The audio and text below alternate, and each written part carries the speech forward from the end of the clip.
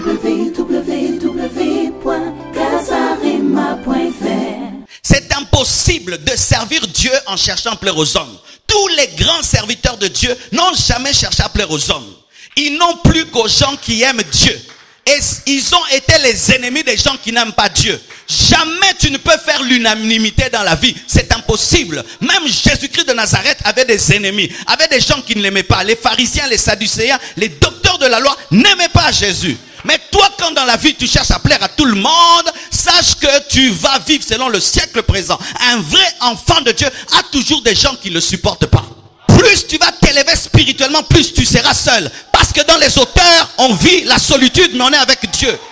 Mais lorsque tu veux amener tout le monde au sommet de la montagne, tu ne monteras jamais au sommet de la montagne, parce que ce n'est pas tout le monde qui a la capacité de gravir la montagne. Et vous qui voulez entrer dans le ministère, vous entrez dans la guerre, vous devez être prêt à être tapé, bastonné, emprisonné, parce que c'est ça qui va arriver bientôt. Oui, bien aimé, la persécution est en train de venir à cause du système.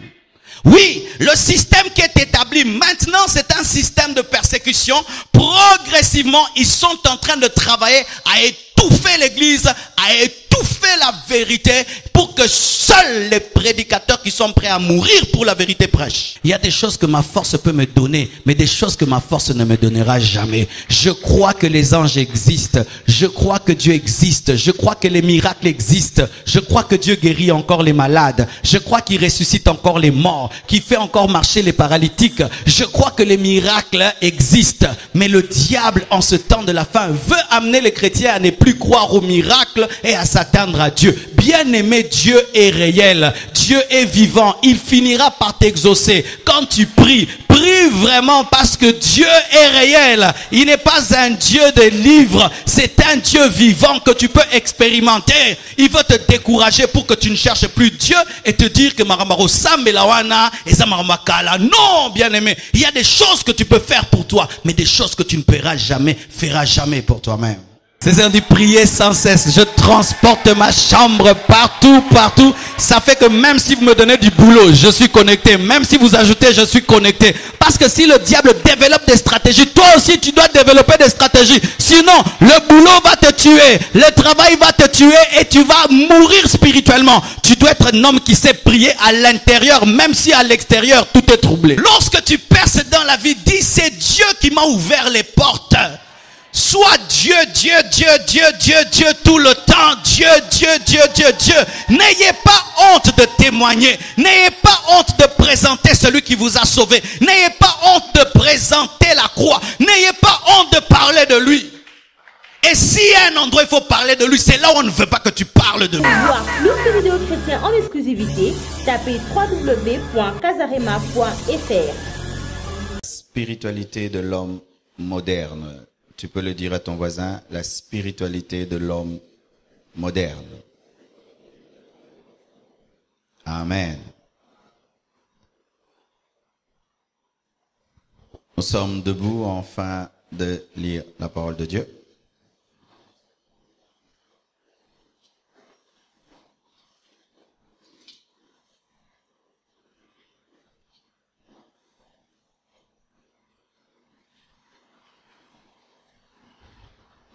Il faut faire ce que ton pasteur dit. Peut-être une bombe va tomber là. Peut-être.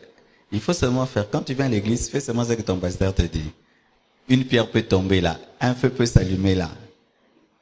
Et puis tu dis, si j'avais fait. Amen. Quand on vient à l'église, on est des enfants. Amen. Romains 12, verset 1 jusqu'au verset 2. Je vous exhorte donc, frères, par les compassions de Dieu, à offrir vos corps comme un sacrifice vivant, saint, agréable à Dieu, ce qui sera de votre part un culte raisonnable. Ne vous conformez pas au siècle présent, mais soyez transformés par le renouvellement de l'intelligence, afin que vous discerniez quelle est la volonté de Dieu, ce qui est bon, agréable et parfait. Nous acclamons la parole du Seigneur.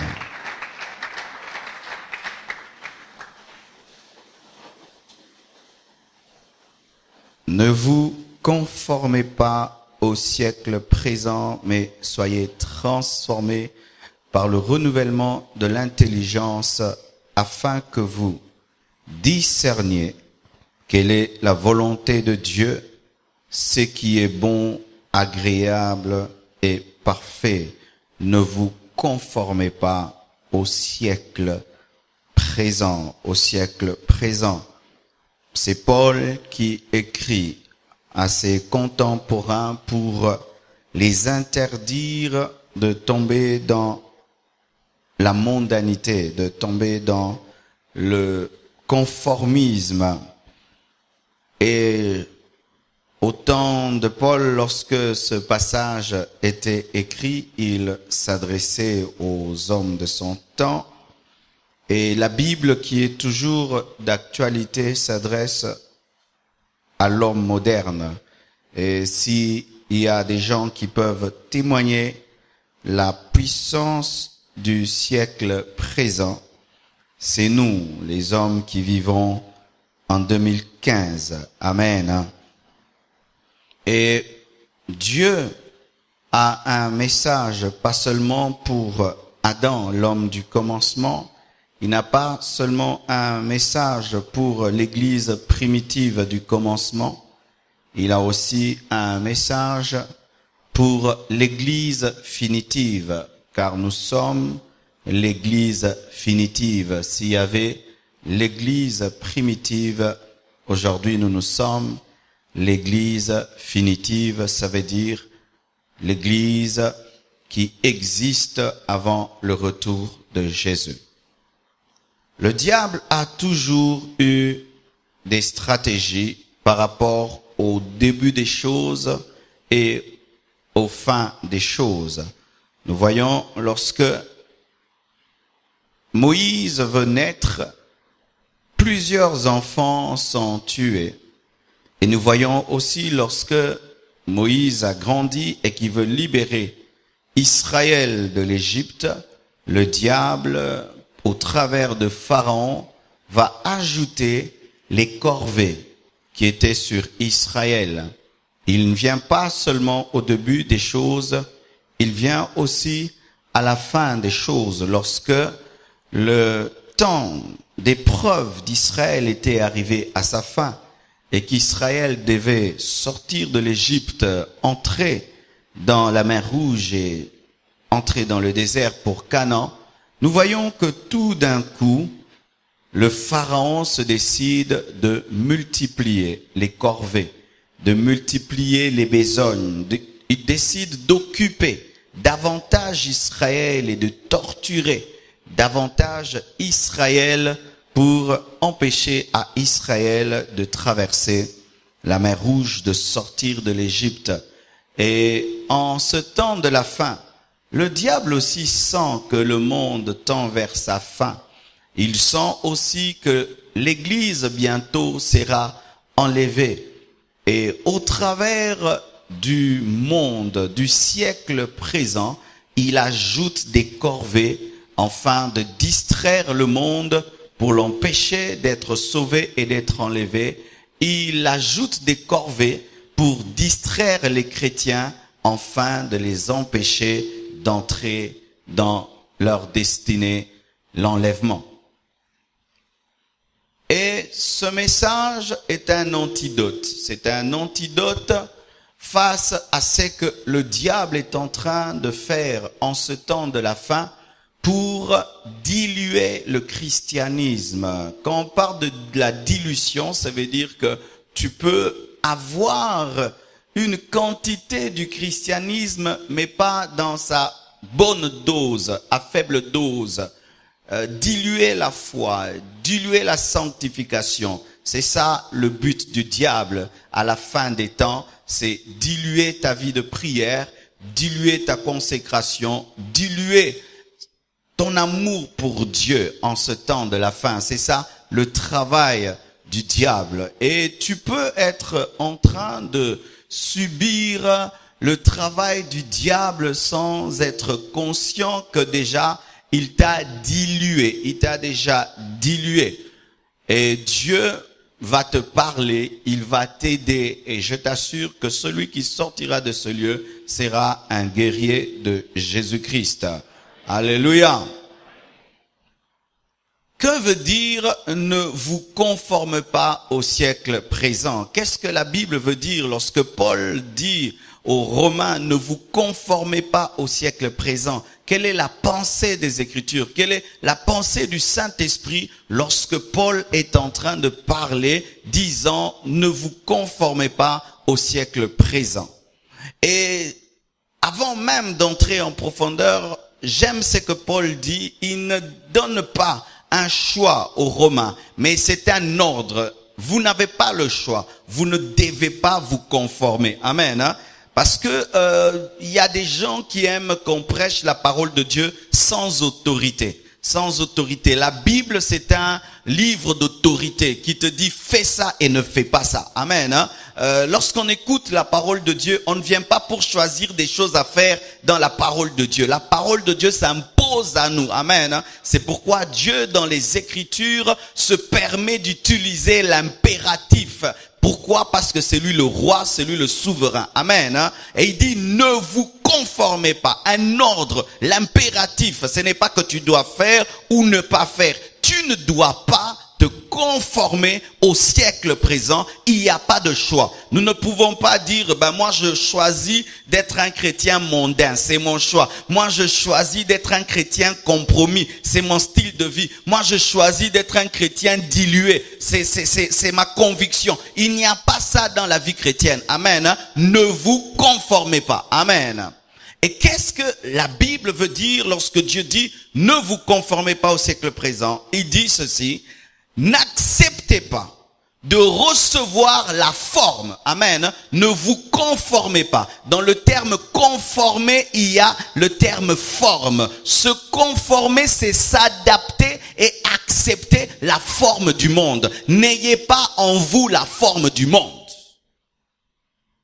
N'acceptez pas de recevoir la forme du siècle présent. N'acceptez pas de parler comme le siècle présent, de penser comme le siècle présent, de ressembler au siècle présent. Ne prenez pas tout ce qui est dans le siècle présent. Ne prenez pas la forme du siècle présent. Car si vous prenez la forme du siècle présent, vous n'aurez pas la forme de Jésus-Christ. Il est impossible d'avoir à la fois la forme du siècle présent et la forme de Jésus-Christ. Lorsque tu as la forme du siècle présent, automatiquement tu n'auras pas la forme de Jésus-Christ. Et quand tu as la forme de Jésus-Christ, tu ne peux pas avoir la forme du siècle présent. Alléluia. Mais tous les deux cherchent à te donner la forme. Jésus veut te donner la forme et le monde aussi cherchera à te donner la forme. Se conformer au siècle présent, c'est faire comme le monde, c'est faire comme les païens. C'est-à-dire que tu es chrétien, mais tu fais comme les païens. Chaque fois que tu fais comme les païens, tu te conformes au siècle présent. Dans ce domaine-là de ta vie, où tu fais comme les païens, tu te conformes au siècle présent. Se conformer au siècle présent, c'est subir la mouvance actuelle. C'est subir le vent actuel. C'est subir les vagues actuelles. Les vagues qui dirigent les païens, qui dirigent les mondains, qui dirigent ceux qui n'ont pas Christ. Lorsque ces mêmes vagues te dirigent, tu te conformes au siècle présent. Lorsque les mêmes vents qui dirigent les païens, tu te diriges aussi, tu te conformes au siècle présent. Lorsque ce qui est à la mode, à la page dans le siècle présent est aussi à la mode, à la page chez toi, tu te conformes au siècle présent. C'est chercher à plaire au monde. C'est ça, se conformer au siècle présent, c'est chercher à plaire au monde. C'est-à-dire que tu ne cherches pas à plaire à Dieu, mais avant de faire une chose, est-ce que le monde va aimer? Est-ce que ce sera accepté par le siècle présent? Est-ce que ça se fait en 2015? Est-ce que les gens de 2015 peuvent aimer ça? Ils vont aimer. Comme ils vont aimer, faisons. Pourquoi? Parce que les hommes vont aimer. Alors que ce n'est pas l'homme qui a à nous diriger, c'est Dieu qui nous a créés, qui a à nous diriger. Mais lorsque tes choix sont dictés par les goûts des hommes, les envies des hommes, les désirs des hommes, tu te conformes au siècle présent. Je ne fais pas parce que les hommes diront, tu te conformes au siècle présent. Je ne dis pas parce que les gens ne vont pas accepter, tu te conformes au siècle présent. Je ne veux pas avoir ce langage parce que le siècle présent ne l'accepte pas, tu te conformes au siècle présent. C'est chercher à plaire aux hommes au lieu de plaire à Dieu. Ainsi, tu fais de l'homme ton Dieu. Car bien aimés frères et sœurs, l'homme peut devenir ton Dieu sans que tu le saches lorsque tout le temps tu cherches à lui plaire. Il ne faut pas chercher tout le temps à plaire aux hommes. C'est impossible de servir Dieu en cherchant à plaire aux hommes. Tous les grands serviteurs de Dieu n'ont jamais cherché à plaire aux hommes. Ils n'ont plus qu'aux gens qui aiment Dieu. Et ils ont été les ennemis des gens qui n'aiment pas Dieu. Jamais tu ne peux faire l'unanimité dans la vie. C'est impossible. Même Jésus-Christ de Nazareth avait des ennemis, avait des gens qui ne l'aimaient pas. Les pharisiens, les sadducéens, les docteurs de la loi n'aimaient pas Jésus. Mais toi, quand dans la vie tu cherches à plaire à tout le monde, sache que tu vas vivre selon le siècle présent. Un vrai enfant de Dieu a toujours des gens qui ne le supportent pas. Alléluia. Ne vous conformez pas au siècle présent en cherchant à plaire aux hommes. Frères et sœurs, si vous cherchez à plaire aux hommes, vous allez abandonner Dieu. Surtout les hommes d'aujourd'hui qui n'aiment pas Dieu. Vous les mettrez à l'aise dans leurs bêtises. Vous les mettrez à l'aise dans leurs sottises. Vous les mettrez à l'aise dans leurs péchés. Vous les mettrez à l'aise dans leur homosexualité. Vous les mettrez à l'aise dans leur divorce. Vous les mettrez à l'aise dans leur occultisme. C'est conformer au siècle présent. C'est chercher à plaire aux hommes. C'est tout prendre sans discernement. Tout prendre sans discernement. Tel genre de chaussure est sorti. Tu prends. Bien aimé, je viens de voir sur internet, il y a une chaussure qui est sortie. C'est une chaussure qui a la forme d'un petit crocodile. C'est-à-dire, on dit ça, tu t'habilles en croco, et alors vraiment c'est un crocodile que tu portes. Bien aimé. Mais ça vraiment c'est être un clown. Comment je peux porter un crocodile? Et vraiment ça a la forme d'un crocodile. Et les gens portent ça, ils disent qu'ils sont en train de saper. Aujourd'hui, de plus en plus, les talons des femmes ressemblent à des bottes de chevaux. Et les femmes portent ça sans tenir compte que c'est une mode satanique où on veut que vous puissiez avoir des pieds qui ressemblent à Satan. C'est prendre la mode sans discerner, prendre les jupes sans discerner, prendre les pantalons sans discerner, prendre les chemises sans discerner. Avant de porter une chemise, tu dois la discerner. Avant de porter une veste, tu dois la discerner. Avant de porter un pantalon, tu dois discerner. Avant d'écouter une musique, tu dois discerner. Avant de faire quoi que ce soit, tu dois discerner, parce que la plupart des choses que le monde donne sont mauvaises. Alléluia. Ainsi, un chrétien en soi ne s'habille pas à la mode, il s'habille parce que Dieu accepte. Si la mode actuelle est mauvaise, je serai démodé. Si la mode de 2016 sera mauvaise, je vais m'habiller en 2015. Tous mes habits seront 2015, jamais je ne porterai les vêtements de 2016. Car tu peux être à la mode, mais pour Dieu, tu es perdu. Alléluia. C'est suivre la mode en désordre. C'est suivre le courant actuel en désordre. C'est prendre même des langages mondains en désordre. Où tu prends seulement. Parce que tout le monde le dit. Moi aussi je le dis. Tout le monde le fait. Moi aussi je le fais. Tout le monde porte ça. Moi aussi je porte. Tout le monde danse ça. Moi aussi je danse. Tout le monde chante ça. Moi aussi je chante. C'est chercher. C'est prendre les choses sans discerner. Et c'est refuser de nager contre courant. Bien-aimés frères et sœurs, en ce temps de la fin, les vrais enfants de Dieu vivront souvent la solitude. Car c'est difficile d'être nombreux au sommet de la montagne. Je dis, c'est difficile d'être nombreux au sommet de la montagne. Jésus avait plusieurs disciples. Quand il s'agissait de monter sur la montagne, ils sont montés à 12, ils sont montés à combien? Ils sont montés à 3 avec Jésus-Christ. Pourquoi? Le sommet de la montagne est plus petit que la base. Au bas de la montagne, Abraham peut être avec les serviteurs, mais c'est au sommet de la montagne qu'il n'est qu'avec Isaac. Oh, donnez-moi l'amen. Plus tu vas t'élever spirituellement, plus tu seras seul. Parce que dans les hauteurs, on vit la solitude, mais on est avec Dieu. Mais lorsque tu veux amener tout le monde au sommet de la montagne, tu ne monteras jamais au sommet de la montagne, parce que ce n'est pas tout le monde qui a la capacité de gravir la montagne. Il y a des amis qui restent au bas de la montagne, des frères qui restent au bas de la montagne, des relations qui restent au bas de la montagne. Mais ton problème, c'est que tu vas amener tout le monde au sommet de la montagne. Ainsi, vous créez une fausse montagne dans la plaine. Ah oui, vous créez une fausse montagne dans la plaine. Vous créez une fausse dimension dans la plaine.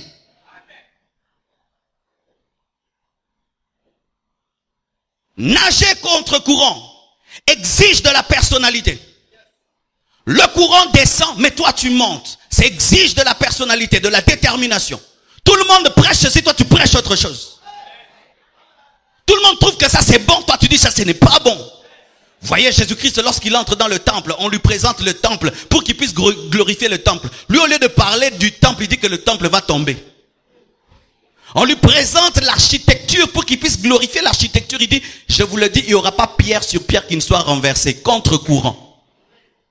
Bien-aimés frères et sœurs, en ce temps de la fin, nagez contre courant. Tu es dans ton entreprise, tu nages contre courant. Tout le monde vole, toi tu ne voles pas. Tout le monde est dans les copines, toi tu n'es pas dans les copines. Tout le monde triche, toi tu ne triches pas. Alléluia, c'est ça être un chrétien. En ce temps de la fin, c'est ça être un chrétien. C'est une personne qui devient un représentant de l'opposition spirituelle. De rien que par ta vie, on peut savoir où est Dieu. Bien-aimés frères et sœurs, lorsque tout Sodome et Gomorrhe s'est livré à l'homosexualité, Lot ne s'est pas livré à l'homosexualité. Vous imaginez qu'un rétrograde est plus spirituel que toi parce que Lot à Sodome et Gomorrhe était rétrograde mais n'était pas homosexuel, mais toi tu es chrétien homosexuel.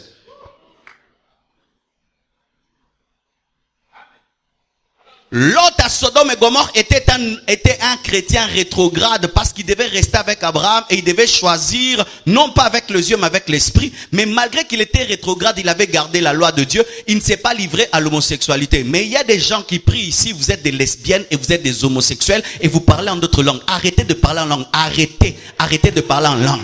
Arrêtez de parler en langue. Répentez-vous d'abord. Arrêtez, répentez-vous d'abord. Et arrêtez de croire que Dieu le comprend en créant une fausse doctrine de la plaine. Alléluia. Les hommes qui vont sortir de ce lieu seront des guerriers. Oui, bien aimé, car nous ne devons pas prêcher comme si on est en 1820. On est en 2015. Nous sommes en 2015. Jésus revient bientôt. L'Antichrist est à la porte. On doit vous prêcher la parole autrement. Car, frères et sœurs, lorsqu'Israël devait sortir de l'Égypte, ils ne mangeaient pas normalement. Ils ont commencé à manger des choses qui étaient amères. Pourquoi? Parce qu'ils devaient célébrer la Pâque afin de sortir. Et l'église doit manger autrement avant son enlèvement, car une femme qui veut se marier ne mange pas les choses remplies de graisse, de peur de perdre la taille et de ne pas convenir dans la robe. Et l'église ne peut pas manger n'importe quoi avant l'enlèvement de peur de ne pas être enlevée. Bien aimé, il y a des messages qui sont bons mais qui ne sont pas utiles. Surtout au temps de la fin. C'est bon mais ce n'est pas utile. Mettez-vous au régime spirituel. Où tu laisses un peu bénédiction, tu te concentres sur l'évangélisation, la consécration, la sanctification. Et Dieu te donnera le reste. Mais toi, tu as une robe à porter. La plus belle robe, la robe des robes que Jésus-Christ donne à son église. Tu dois la porter. Mangez les légumes spirituels. Mangez les herbes amères. Mangez l'agneau dans sa totalité. De Genèse à Apocalypse. Alléluia. Nager contre courant te donne des muscles plus que ceux qui nagent avec le courant.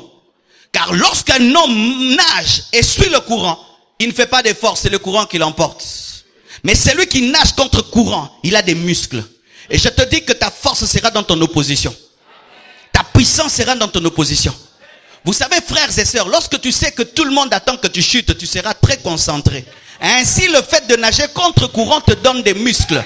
Lorsque tout le monde à l'école attend t'attraper dans la tricherie, ça va t'aider à étudier. Lorsque tout le monde attend que tu tombes dans l'impudicité, ça va t'aider à vivre dans la pureté. Lorsque tout le monde attend que tu puisses voler, ça va t'aider à te contrôler. Et j'aimerais te dire que dans cette solitude sera ta formation. Dans cette solitude sera ta puissance. Dans cette solitude, tu recevras les muscles spirituels. Où tu sais que tu n'as pas droit à l'erreur. Pourquoi? Tu nages contre contre-courant. Lorsque tous nagent suivant le courant, on ne peut savoir celui qui s'est noyé. Mais si celui qui nage contre-courant se noie, on le remarque directement parce qu'ils ne sont pas nombreux. Mais Dieu te soutiendra parce que tu es remarqué. Mais des poissons qui nagent ensemble, tu remarqueras celui qui va dans le sens contraire. Il faut prêcher ceci. Oh, les Américains prêchent ceci. Bien aimé, j'aimerais vous dire que l'inspiration n'est pas américaine. L'inspiration n'est pas américaine. Dieu n'a pas écrit une Bible pour les Américains. L'inspiration n'est pas nigériane. L'inspiration vient du Saint-Esprit. Que tu sois congolais, Mutandu, si tu ouvres la Bible et tu permets au Saint-Esprit de t'enseigner, tu recevras le message de Dieu pour le monde et tu n'as pas à dire les Américains ne prêchent pas ça, c'est pourquoi tu ne veux pas prêcher ça. Est-ce que ce sont les Américains qui t'ont appelé?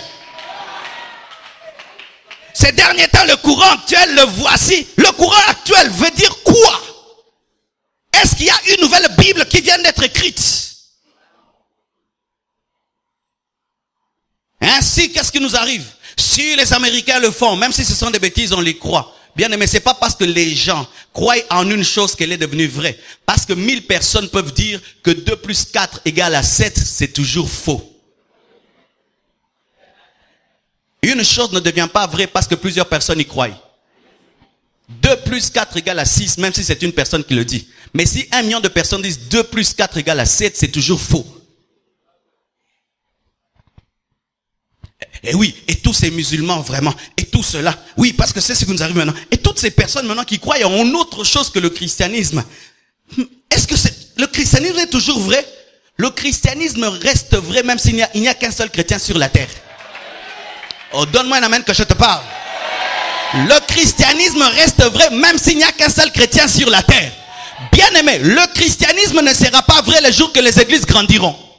Car il est venu comme la lumière dans les ténèbres. Il y avait les ténèbres, mais la lumière.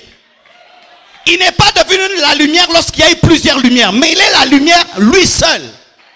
Et s'il y a 2, 3 personnes, il est toujours la lumière. La parole de Dieu ne devient pas la parole de Dieu parce que nous la croyons.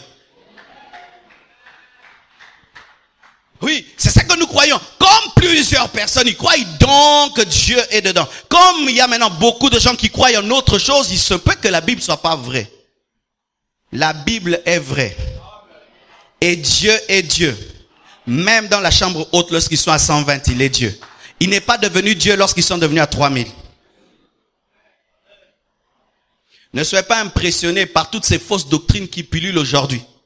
Que les musulmans fassent des plaintes dans les stades, les témoins de Jéhovah des plaintes dans les stades, la Bible reste la Bible.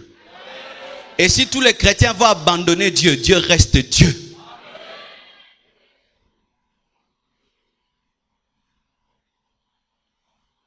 Se conformer, c'est quoi encore? C'est refuser d'être différent et se fondre à la masse. Des fois, tu sens dans ton esprit que les directions que Dieu te donne t'amènent à être différent. Tu sens ça, tu sens que si je commence à obéir à ces choses que l'Esprit de Dieu me dit, je serai différent des gens et je serai marginalisé.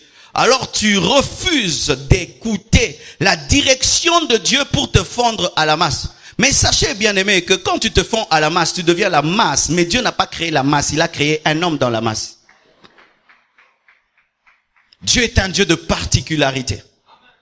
C'est pourquoi même les hommes, même si nous avons tous 5 mains, nous avons des paumes de main, nous avons des lignes, personne n'a l'empreinte de l'autre. Même les jumeaux n'ont pas une même empreinte. Même les jumeaux n'ont pas un même timbre vocal. Dieu crée des personnes particulières. Tu es particulier, tu es unique dans ta création. Et pourquoi est-ce que ta spiritualité sera la spiritualité de la masse alors que ta création est particulière? Oh, Shamroto Sakaya. Oui, c'est pourquoi n'écoute même pas la parole comme ton voisin, parce que tu n'es pas ton voisin. Toi, tu sens l'envie de dire Alléluia. Dis Alléluia. Lui, quand il écoute, il encaisse. Mais toi, tu dis Alléluia. Dis Alléluia. Ne vous fondez jamais à la masse. Vous êtes unique. Vous êtes unique. Vous êtes unique. Tu te retrouves dans un bus, tu sens l'envie de chanter. Commence à chanter. Tu te retrouves dans un ascenseur, tu sens l'envie de danser. Danse le Seigneur. Ah oui, tu te retrouves à l'université, tu sens l'envie de parler en langue avant d'aborder la mathématique, tu le fais. Tu te retrouves dans une fête et tu veux bénir la nourriture avant de la manger. bénis-la. Tu es unique, tu es particulier, tu ne dois pas te fondre à la masse et tu ne dois pas dire qui a fait ça avant que je le fasse parce que Dieu avant toi n'avait pas créé un autre toi.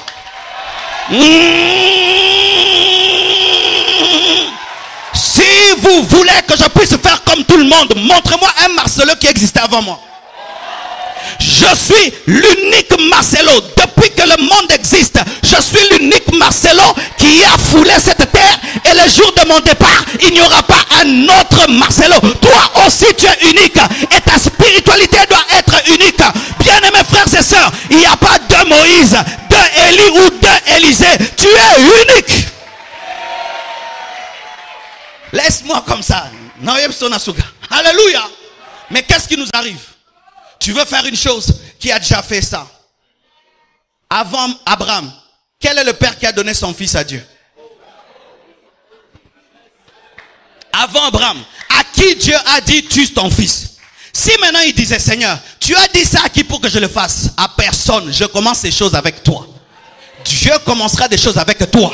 C'est pourquoi tu n'as pas besoin de permission des autres. Si tu es convaincu que c'est Dieu, fais-le, fais-le, fais-le, fais-le, fais-le, fais-le, fais-le, fais-le, fais-le, fais-le.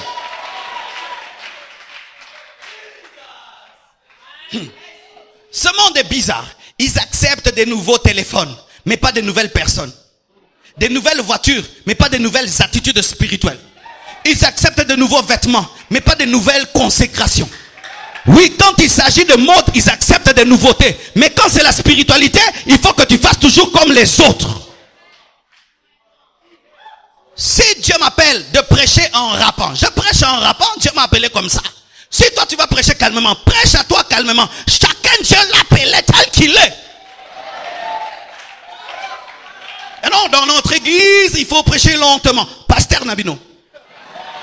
Dans notre église, il faut chanter lentement. Chorale Nabino. Alléluia. Là où il y a l'esprit, il y a la liberté. Là où il y a l'esprit, il y a la liberté. Et tu es en train d'échouer dans la vie parce que tu attends qu'il y ait une élection dans ta vie avant de faire une chose, alors que Dieu t'a créé pour que tu sois le premier dans ce domaine.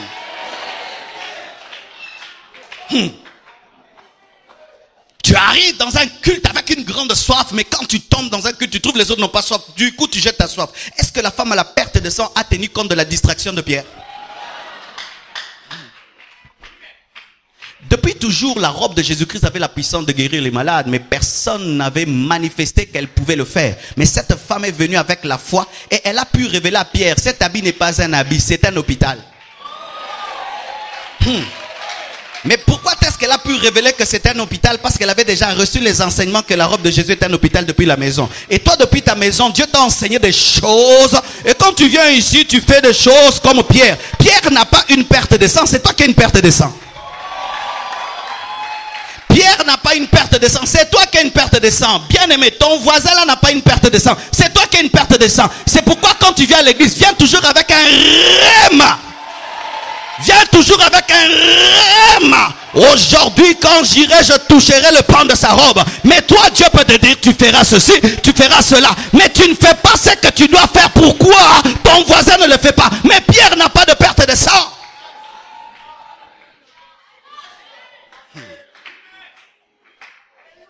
Alléluia.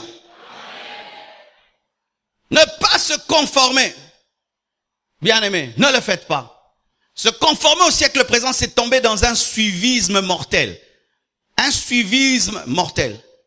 Paraît-il que si tu prends les brebis, tu les mets en file indienne et tu les conduis toutes vers un trou.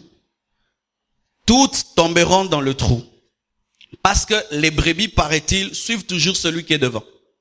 Et s'il y a 100 brebis, la première tombe dans le trou, la deuxième tombera, la 50e ne dira pas, mais qu'est-ce qui arrive? Nous tous nous tombons dans le trou, moi que je m'échappe. Non, elle va suivre les autres parce que les brebis ont un suivisme mortel. Bien-aimés frères, sœurs, t'es-tu déjà posé des questions sur ce que tu suis? Si ce que tu suis a tué tes prédécesseurs, ça te tuera aussi, ce n'est qu'une question de temps. C'est pourquoi, bien-aimé, moi je prends certaines décisions rien que par rapport à ceux qui sont devant. Si ceux qui sont devant tombent dans un trou, donc ce n'est pas le bon chemin, je change de chemin. Ainsi, je peux regarder mes aînés spirituels, je vois leur leadership, leur manière de servir Dieu, et je vois qu'ils finissent mal. Du coup, je change. Je n'ai même pas besoin d'arriver là-bas pour changer. Je change déjà de trajectoire parce que bon aussi la mabé. N'appelle aussi la mabé. Ah oui, ces choses-là, tu prends la femme en Europe, les enfants en Europe, toi-même ici. Je ne ferai jamais. Pourquoi? Parce que d'autres l'ont fait. Bah, c'est l'imabé. N'appelle aussi la thé. Je ne le ferai jamais. Je ne ferai jamais. Oh non, ma femme va en Europe, elle habite l'Europe, et moi je reste ici en train de servir Dieu. Jamais. Moi, je vieillirai comme Daisy Osborne et Osborne. Moi et ma femme à côté. Pourquoi? J'ai vu que ça marche. Mais l'autre là, ça ne marche pas. Et si la amabé. Comment est-ce que c'est quand Dieu t'élève, tu deviens un grand homme de Dieu, tu es rempli de richesses, que tu décides que tu dois vivre comme un célibataire? Déjà, quand tu étais un frère à la permanence, on t'est tenté. Maintenant, tu as beaucoup d'argent, on va pas t'aider. Ah, laissez ces choses-là. Moi, je ne suivrai jamais ça. Pas aussi là, mabé. Pas aussi là, mabé. Pas aussi là, mabé. Non, la nangote. Je ne suis pas une brebis de la mort. Je suis la brebis de Jésus-Christ de Nazareth. C'est lui le chemin, la vérité et la vie. Il dit là où je serai, vous aussi vous serez. Et Jésus-Christ, le jour qu'il vient pour le millénium, il ne laisse pas Jésus-Christ, il ne laisse pas l'église au ciel. Il descend avec l'église sur terre. Si Jésus-Christ se fait accompagner de sa femme et toi, tu n'as pas compris. La Bible nous dit que lorsque Jésus-Christ viendra pour le millénium, il viendra avec l'église régner sur la terre. Il ne va pas laisser l'église pour dire moi je suis Jésus. Alors que Jésus-Christ n'a pas de problème sexuel, mais lui il vient avec son épouse. Mais toi maintenant, c'est quand tu deviens très très riche avec une grande église que tu décides que la femme en Europe pour les enfants. Moi je n'ai pas épousé ma femme pour les enfants. Que les enfants aillent étudier ma femme ici, on ira vous visiter ou viendrez nous visiter. Oui, bien aimés frères et sœurs, lorsque Dieu commence à vous bénir et vous commencez à avoir des idées, ma femme doit vivre en Afrique du Sud, en Europe pour les enfants, c'est démoniaque.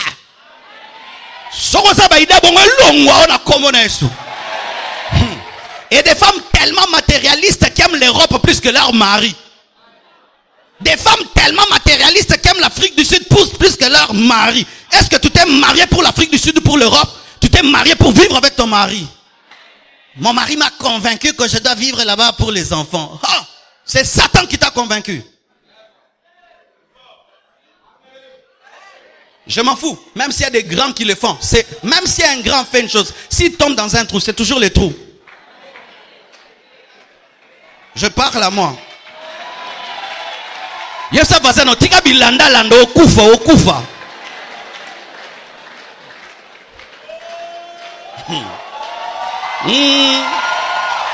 Bilanda landa. Dans le froid, l'autre enlève sa couverture et toi aussi tu le suis alors que toi tu as un problème de poumon. Pourquoi à longoli dranga pena longoli yo kufi.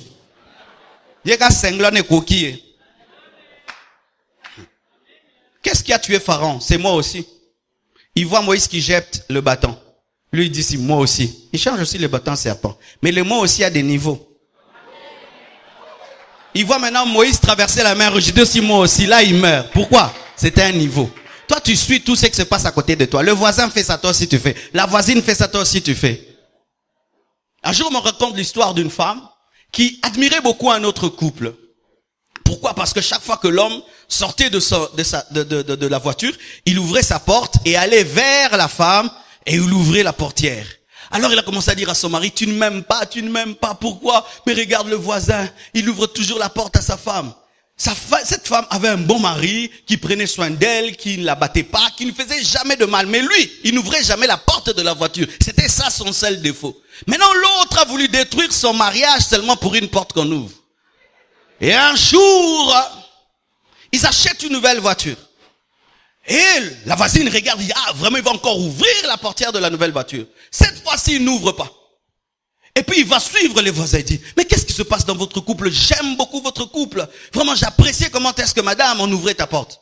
Madame dit non, il n'ouvrait pas parce qu'il était galant. C'est parce que cette porte était bloquée, elle ne s'ouvrait que par dehors.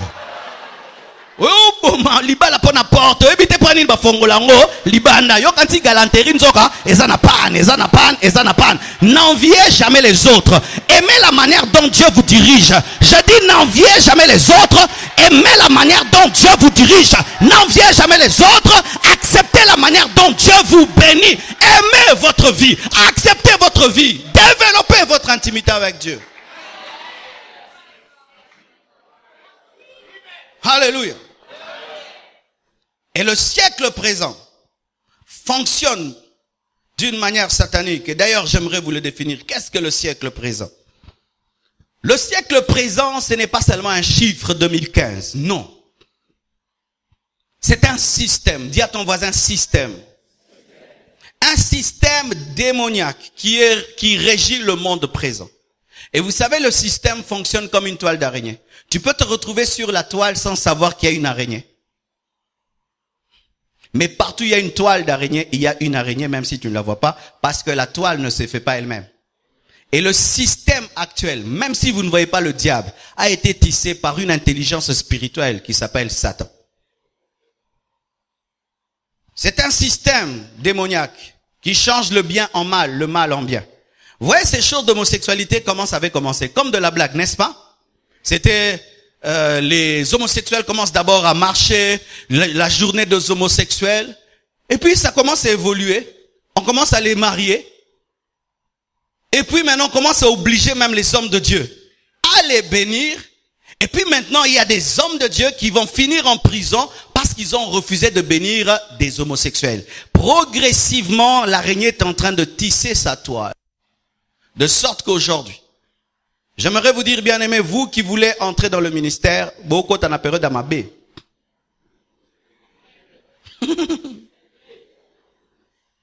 Vous entrez quand il y a la guerre. Parce que d'ici là, ce sera dans le monde entier. Et je sais même que mes prédications que je mets sur Internet, bientôt créeront des problèmes. Oui, mais créeront des problèmes. On pourra même s'opposer à ce que j'ai des visas, ceci, cela, parce que clairement sur Internet et dans mes prédications, j'ai été contre l'homosexualité. Mais je préfère ne prêcher qu'au Congo la sainteté que prêcher dans le monde entier la compromission. Comment tu peux fermer ta bouche là où règne l'homosexualité et dire que c'est Dieu qui parle dans ta bouche? Non, un vrai prédicateur touche les bibelots. Et il accepte de perdre les avantages, mais rester fidèle à son message. Et vous qui voulez entrer dans le ministère, vous entrez dans la guerre, vous devez être prêt à être tapé, bastonné, emprisonné, parce que c'est ce qui va arriver bientôt. Oui, bien aimé, la persécution est en train de venir à cause du système. Oui, le système qui est établi maintenant, c'est un système de persécution. Progressivement, ils sont en train de travailler à étouffer l'église, à étouffer la vérité pour que seuls les prédicateurs qui sont prêts à mourir pour la vérité prêchent. Ah oui. Les temps viennent avant le retour de Jésus-Christ où pour prêcher la parole de Dieu, tu dois être prêt à mourir. Ah, je vous le dis, bien aimé, ce ne sera pas pour venir montrer ses vestes et tout la bataille qui. Oui, ce ne sera plus prêcher pour avoir un peu d'offrande, bataille qui. Ce sera prêcher au bigi au koufi. Lorsque Paul prêchait, c'était la vie ou la mort. Lorsque Pierre prêchait, c'était la vie ou la mort. Nous servons Dieu. Vous dites alléluia, amen, sur des chaises bleues, vertes et rouges. Mais des temps arrivent où on prêchera, on est aux aguets. Où nous ferons des cultes par parole de connaissance parce qu'on ne peut pas se réunir ici. Quand vient la persécution, ce sont les personnes qui entendent Dieu, qui savent leur culte. Toi qui n'entends pas Dieu, fais attention. C'est un système. C'est ce monde perverti. Vous qui aimez le monde, j'aimerais vous dire que ce monde est pourri. Vous qui aimez ce monde est pourri. Malgré les buildings, c'est pourri. Malgré les nouvelles routes, c'est pourri. Malgré les technologies, c'est pourri. Ce monde est pourri. Est-ce que vous le voyez? Ce monde est pourri. Voyez, il fut un temps. Une fille de 12 ans ne connaissait rien, n'est-ce pas? Aujourd'hui, une fille de 12 ans connaît tout, n'est-ce pas? Prends un jeune garçon de 15 ans, de 1970, place-le face à un garçon de 15 ans d'aujourd'hui. N'est-ce pas au PC court? Il fut un temps jusqu'à 20 ans, 25 ans, les filles étaient vierges. Mais aujourd'hui, déjà 13 ans, elle n'est plus vierge. Le monde est pourri. Et c'est étonnant qu'il y ait des chrétiens qui aiment ce monde. J'aime ce monde seulement pour prêcher l'évangile. Mais il n'y a rien d'extraordinaire. Même vous qui voulez tout vendre pour aller en Europe, vous irez, c'est pourri. C'est pourri. L'Europe est pourrie. L'Amérique est pourrie. L'Afrique pourrie. Tout est pourri. Pourri. Tu rencontres des jeunes, un garçon de 13 ans, 14 ans, en train de s'embrasser sur la route. Pourri. Burk.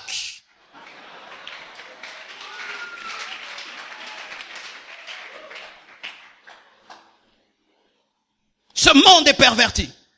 Et bien aimé, sachez ceci, que si votre vision du monde ne change pas, vous n'allez pas gagner ce monde. Car il faut que tu voies le malade comme un malade pour le soigner.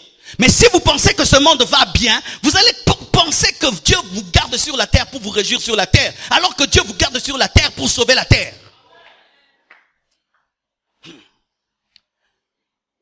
Voyez, deux visions. Les anges qui vont vers Sodome et Gomorrhe, en fait de détruire Sodome et Gomorrhe, voient le jugement de Dieu sur Sodome et Gomorrhe. Mais l'autre voit quoi? Il voit rien. Il voit rien. Mais les anges, les messagers de Dieu, voient le jugement de Dieu, mais l'autre pense qu'il peut encore habiter là. Et voici, il y a des chrétiens qui trouvent qu'ils doivent encore rester sur cette terre. Ils sont comme l'autre dans Sodome et Gomorrhe. Mais il y a des chrétiens qui savent qu'ils doivent travailler pour l'enlèvement de l'église parce que bientôt le jugement va tomber. Voyez comment est-ce que le mal a grandi dans le monde. Le mal est entré jusque dans l'église. Le mal est entré jusque dans l'église. Les églises sont malades. Pourquoi? C'est la pourriture du monde qui est entrée dans l'église.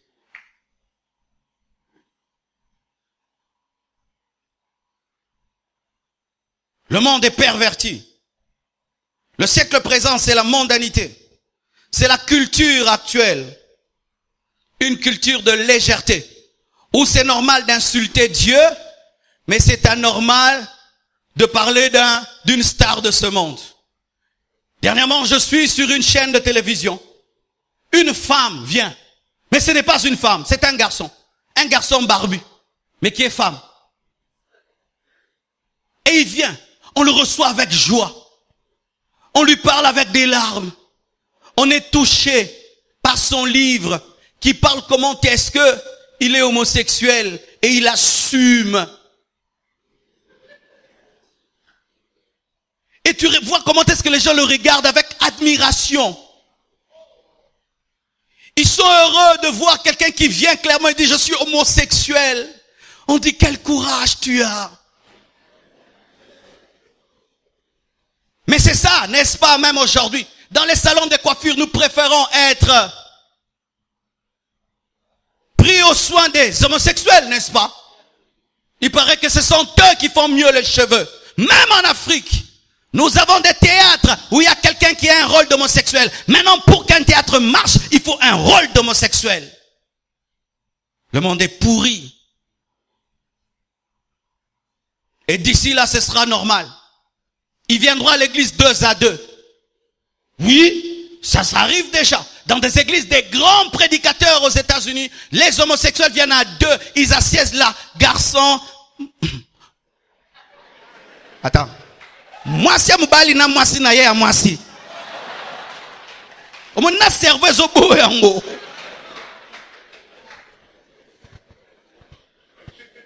Et ils sont là en train de dire Alléluia, Amen, preach the gospel, praise. Bien aimé, dans l'église, lorsqu'un pécheur entre, il est mal à l'aise. Si quand tu commences à prêcher, 10 ans, le pécheur n'est pas est à l'aise, tu ne prêches pas. Le jour où il sera mal à l'aise, il va te haïr. C'est le jour où tu as commencé à prêcher.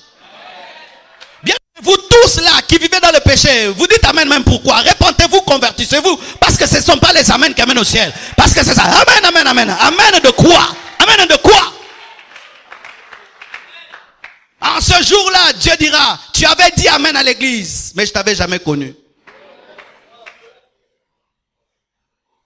Le siècle présent, c'est la civilisation actuelle, qui paraît être une civilisation très développée, mais bizarrement, elle a perdu ses bonnes valeurs. Plus le monde est en train de se développer, plus il perd les valeurs fondamentales. Le respect, l'amour, la simplicité, la pureté, la crainte de Dieu. De sorte qu'aujourd'hui, l'homme moderne, c'est un athée. Quand quelqu'un dit qu'il est moderne, il ne croit pas en Dieu. C'est être moderne, tu ne crois pas en Dieu. Ces choses-là de prier, ces choses-là de prier. Ces choses-là d'aller à l'église. Ces choses-là d'aller prier. La même personne qui fait des fiers, ces choses-là de prier quand elle arrive devant la mort. Le pasteur. Non, ce sont ces choses-là. Continue dans tes choses-là. L'homme aujourd'hui qui est moderne, c'est un homme qui vit sans Dieu. Le siècle présent, c'est la tendance actuelle. C'est ce qui est à la page, à la mode. C'est ce qui est accepté par tout le monde. Dis à ton voisin, fais attention à ce qui est accepté par tout le monde. Faites très attention à ce qui est accepté par tout le monde. Parce que c'est tout le monde qui disait crucifiez-le. Faites très attention à ce que tout le monde dit. Faites très attention.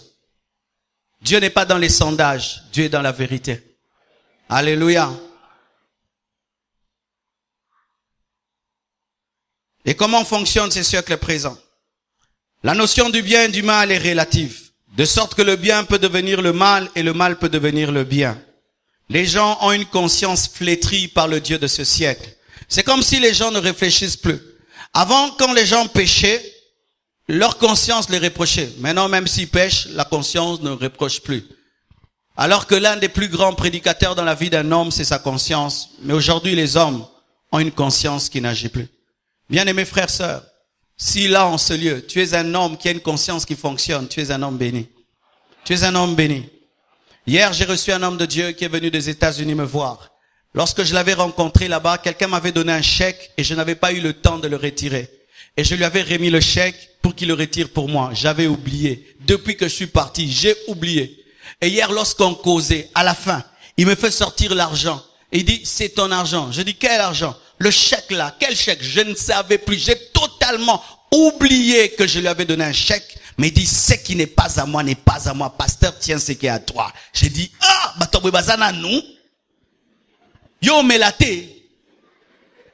Mais tu parles en langue, momelaka. De sorte que tu peux dire, c'était à toi, tu as oublié. Eh, d'ailleurs, c'était pas à toi, j'avais oublié. Mais il a une conscience face à l'argent qui n'est pas à lui. Où il peut voyager avec et n'est pas le mélanger avec son argent. C'est ton argent. Même si tu as oublié, ce n'est pas mon argent. Le siècle présent change le mal en bien et le bien en mal.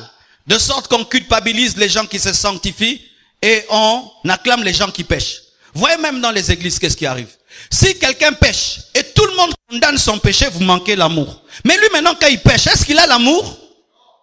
Tu engrosses les sœurs et les sœurs et les sœurs. Nous on te prêche l'impudicité. Les impudiques n'iront pas.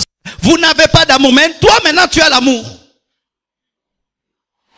Lorsque quelqu'un s'égare, il ne faut pas parler. Lorsque quelqu'un pêche, il ne faut pas le suspendre. Lorsque quelqu'un se méconduit, il ne faut pas l'asseoir et manifester l'autorité. Vous manquez l'amour. Mais lui qui pêche joue la victime. Aujourd'hui, ce sont les pécheurs qui sont les victimes. Bien-aimés frères, sœurs, il est vrai qu'on ne va jamais te condamner. Mais quand tu fais le mal, on te dira que c'est le mal. Mais lorsque nous avons en nous un esprit où quand nous péchons, nous culpabilisons les gens qui ne pêchent pas. Nous vivons de manière anormale. De manière anormale. Où on a compassion des gens qui s'entêtent dans le mal et on condamne les gens qui reprochent. Vous voulez que les gens qui reprochent disparaissent, hein? Quand tu reproches, tu culpabilises, tu condamnes, tu prêches la loi. Ah bon? Qu'on acclame ceux qui divorcent. Qu'on acclame ceux qui commettent l'impudicité, ceux qui s'enivrent. Qu'on acclame ceux qui vivent dans le péché. Pour qu'on dise qu'on a l'amour. Si l'amour c'est acclamer le péché, alors bien aimé nos parents ont manqué l'amour. Parce qu'ils nous ont éduqués avec la chicotte, avec le fouet pour qu'on soit les hommes qu'on est aujourd'hui. Et merci. Le siècle présent change le bien en mal, le mal en bien. Parler de Dieu aujourd'hui, c'est être démodé. C'est une chose honteuse. Vaut mieux parler de football, parler des griffes, des parfums, de politique, mais pas parler de Dieu. Bien aimé, parler de Dieu n'en court. Parler de Dieu n'en court. Alléluia. Quand quelqu'un te parle, dit, mon frère, tu es bien habillé. Oh, c'est la grâce de Dieu. Oh, mon frère, j'aime ta maison. Ça, c'est Dieu qui m'a béni. Oh, dites-moi Amen. Quand tu réussis à l'école, tu dis, c'est Dieu qui m'a donné l'intelligence. Lorsque tu perces dans la vie, dis c'est Dieu qui m'a ouvert les portes. Sois Dieu, Dieu, Dieu, Dieu, Dieu, Dieu tout le temps. Dieu, Dieu, Dieu, Dieu, Dieu. N'ayez pas honte de témoigner. N'ayez pas honte de présenter celui qui vous a sauvé. N'ayez pas honte de présenter la croix. N'ayez pas honte de parler de lui. Et s'il y a un endroit où il faut parler de lui, c'est là où on ne veut pas que tu parles de lui. Là où on ne veut pas que tu parles de lui, parle de lui. Là où il y a des scientifiques, des gens snobés, qui respirent comme s'ils sentent que des mauvaises odeurs. Vous les connaissez ces gens-là? Même nulle part. Dis-lui qu'il n'est rien, c'est Dieu qui est tout. Et s'il y a un endroit où tu dois révéler ta foi, c'est là où il y a des incrédules. Là où tu dois révéler ta sanctification, c'est là où il y a des pécheurs. Là où tu dois raconter les œuvres de Dieu, c'est là où les gens disent que Dieu n'existe pas. Là où tu dois affirmer tes convictions, c'est là où les gens s'opposent à tes convictions. Jésus-Christ savait que lorsqu'il allait confirmer qu'il était le Fils de Dieu, que le souverain sacrificateur allait déchirer ses vêtements, il a dit quand même. Il a quand même dit qui il était, même si le souverain sacrificateur allait déchirer ses vêtements. Si tu déchireras, déchire, mais je suis. C'est une honte. Quelqu'un peut fredonner des chansons de Céline Dion, pas de problème. Mais si tu commences à chanter des cantiques chrétiens, c'est Dieu qui m'a donné la voix, c'est Dieu qui m'a donné le souffle. Les gens ne se plaignent pas d'un enfant qui chante des musiques mondaines dans la salle de bain, mais si tu commences à chanter des cantiques chrétiens dans la salle de bain, non, chante les cantiques. Quand tu allais dans les boîtes, personne ne te persécutait. Mais quand tu viens à l'église, pourquoi tu vas trop à l'église? Tu allais dans les boîtes de 18h à 3h du matin et personne ne parlait. Maintenant tu viens à l'église de 16h à 19h, tu exagères. Tu n'exagères pas. Et si tu dois exagérer, exagère dans les choses de Dieu.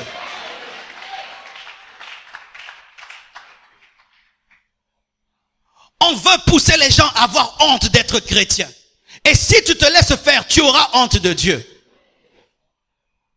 Si tu dois écrire sur ta voiture, je suis chrétien, écris, tu es chrétien. Devant la porte de ta maison, écris cela. Quand tu salues quelqu'un pour la première fois, dis-lui qui tu es. Je suis chrétien, je suis enfant de Dieu, je suis né de nouveau.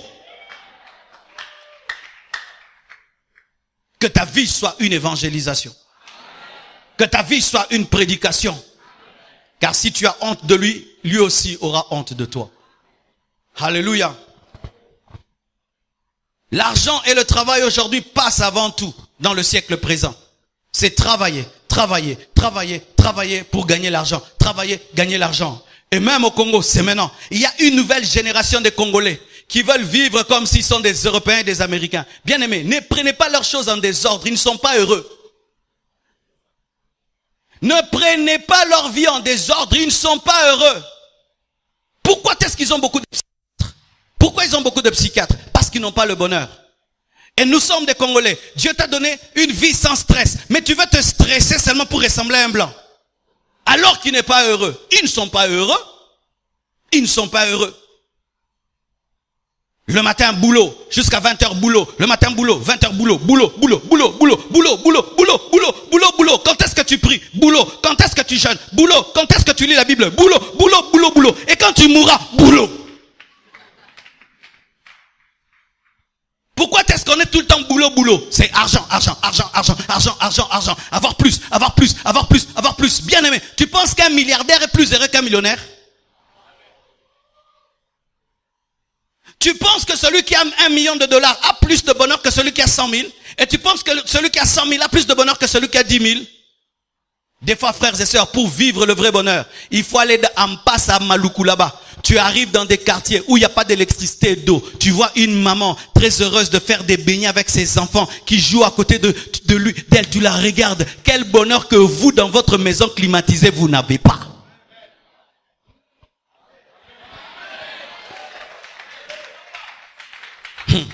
Pourquoi est-ce que les enfants des riches souvent se marient mal? Vous savez pourquoi?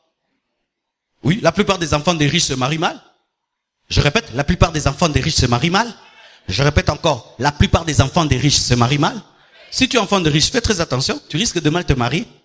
Tu sais pourquoi? Parce que pour que tes parents deviennent riches, ils étaient tout le temps boulot, boulot, boulot. Et le fait qu'ils étaient tout le temps dans boulot, boulot, ils ne te donnaient que de l'argent et des cadeaux, mais n'avaient pas de temps pour toi. Alors tu as un problème, tu as un cœur vide, tu n'as pas d'amour. Ce qui fait qu'un voyou du quartier va te dire je t'aime et ça t'étonne et tu l'épouses.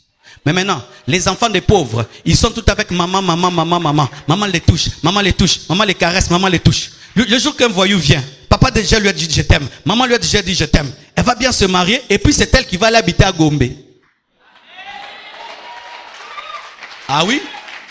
Les enfants de riches ne passent pas le temps avec leurs parents parce que les parents sont des cupides cherchant que l'argent et l'argent et l'argent, oubliant qu'ils ont des enfants. Ne tombez pas dans le piège de croire que le standard du monde est bâti par les hommes, c'est bâti par Dieu. Recherchez dans la parole de Dieu le standard qui est à Dieu. La Bible, c'est un livre d'équilibre. Il y a un temps pour tout. Un temps pour travailler, un temps pour la famille, un temps pour prier, un temps pour jeûner. Mais si toi tu deviens chrétien, boulot, boulot, boulot, boulot, argent, argent, argent, tu détruiras ta vie et tu seras malheureux parce que l'argent, les zéros qu'on ajoute à un ne donne pas le bonheur. C'est Jésus qui donne le bonheur. Ajoute tous les zéros que tu veux à 1, tu n'auras pas le bonheur.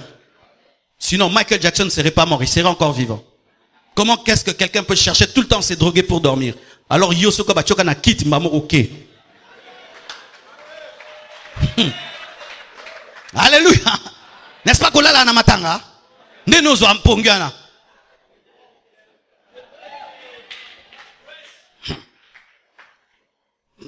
Je sais pas. Écoute.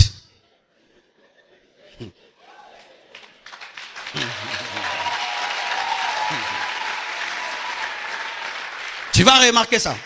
Le jour que tu dors dans ton ghetto, où il n'y a rien, tu as la paix. Le jour qu'on va te donner seulement $4,000 dans le ghetto, du coup tu ne vas pas dormir. Pourquoi? Boko telanga. Porte kanga bierte.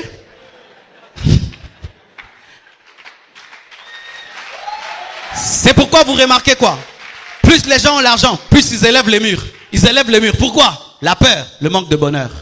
La vraie dimension de la vie dans le bonheur et dans la richesse, voici. Malgré tout ton argent, tu restes un adorateur. Malgré ton élévation, tu demeures un adorateur. Si tu ne fais pas cela, bien aimé, le siècle présent t'a eu. Le siècle présent t'a eu. Ayez le temps pour adorer Dieu. Le temps de tout mettre de côté.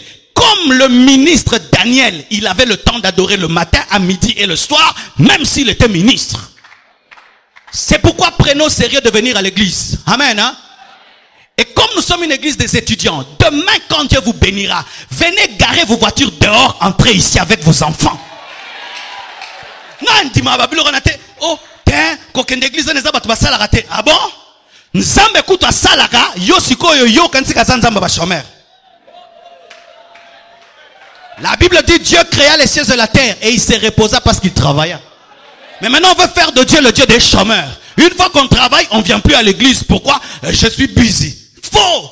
Surtout au Congo, nous terminons le boulot à quelle heure? À 16h. J'ai le temps de venir à mon culte jusqu'à 19h. Sinon, vous serez malheureux dans la bénédiction. Voici. Le diable, si il n'arrive pas à te vaincre par la pauvreté, il va t'ôter le bonheur dans la richesse. Ainsi, il fait que tu as tout, mais tu n'as rien. Parce que Dieu est le seul qui peut donner du goût à ta bénédiction. Si ta bénédiction n'a pas Dieu, elle n'a aucun goût. Je suis dans mes études, je suis dans mes études. Et ils sont fiers de dire ça. Je suis dans mes études, c'est pourquoi je ne prie pas. Voici un secret que je te donne. Lorsque tu sens autour de toi que le diable ne fait que te suroccuper pour t'empêcher de prier, aie une chambre portative.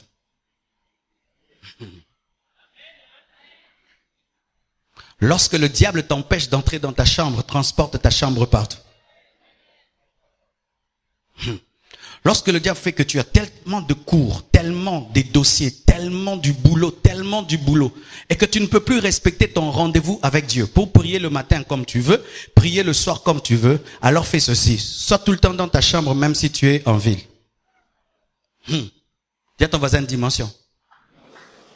Comment? C'est-à-dire que je sais qu'à 4 heures du matin, je dois aller au boulot. Et si je ne me réveille pas à 4 heures du matin, je vais être en retard. Voici le secret. Sois tout le temps dans la chambre mais dans ton esprit. Rando oh,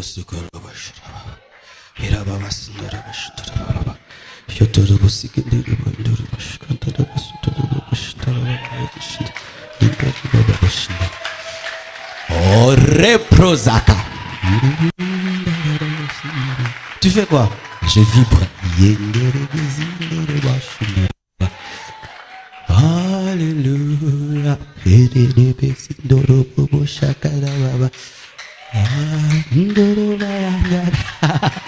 C'est un de prier sans cesse. Je transporte ma chambre partout, partout. Ça fait que même si vous me donnez du boulot, je suis connecté. Même si vous ajoutez, je suis connecté. Parce que si le diable développe des stratégies, toi aussi tu dois développer des stratégies. Sinon, le boulot va te tuer, le travail va te tuer et tu vas mourir spirituellement. Tu dois être un homme qui sait prier à l'intérieur, même si à l'extérieur tout est troublé. Est-ce qu'une femme enceinte oublie son bébé parce qu'il y a trop de gens?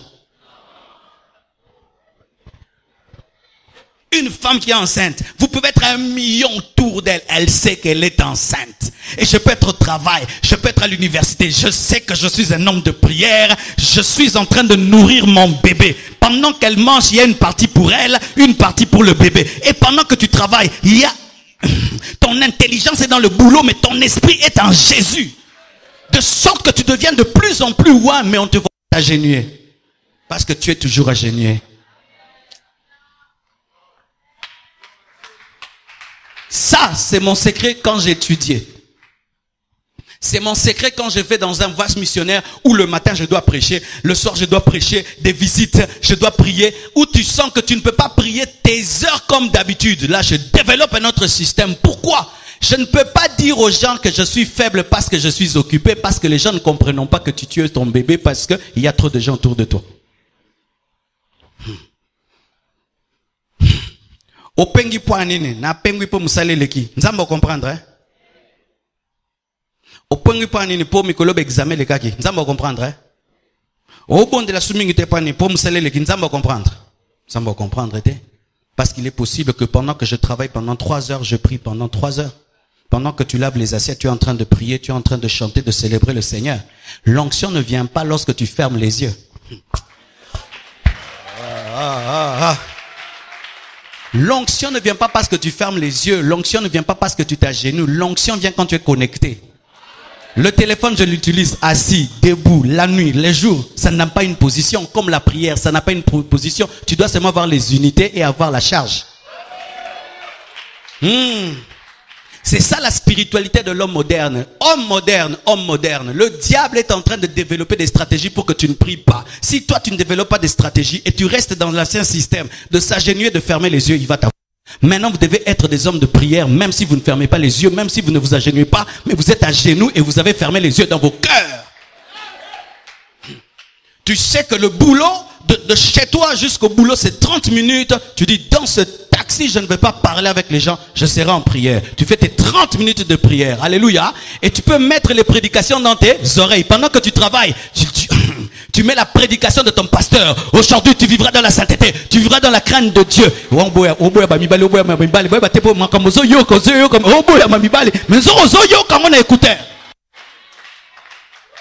Mettez la musique chrétienne dans vos laptops au bureau.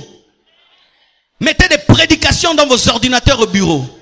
Pendant qu'ils te donnent beaucoup de boulot, mais tu es en train de manger aussi la parole de Dieu.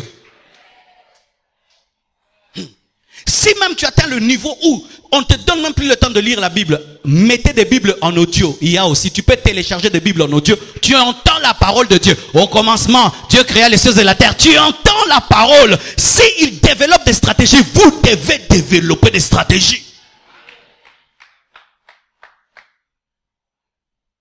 Homme moderne, sache que l'ennemi veut que tu puisses diluer ta foi. Et si tu ne développes pas des stratégies, ce système-ci va tout enlever. Et je sais ce que je dis. Car plusieurs ici, c'est seulement l'église que vous priez. Pourquoi? Vous n'avez pas compris que Satan veut même vous empêcher de venir à l'église. Qui, en venant ici, a senti qu'il s'est battu pour venir au culte? Vous voyez? Maintenant, quand tu viens au culte, tu penses que c'est toi seulement qui a été combattu. Tout le monde est combattu. En ce temps de la fin, venir à l'église, ce sera toujours une guerre. Oui. Il faut toujours s'arracher de son travail, s'arracher de la télévision, s'arracher des amis, s'arracher pour venir à l'église. Ce ne sera plus comme avant parce que Satan sait que Jésus revient bientôt.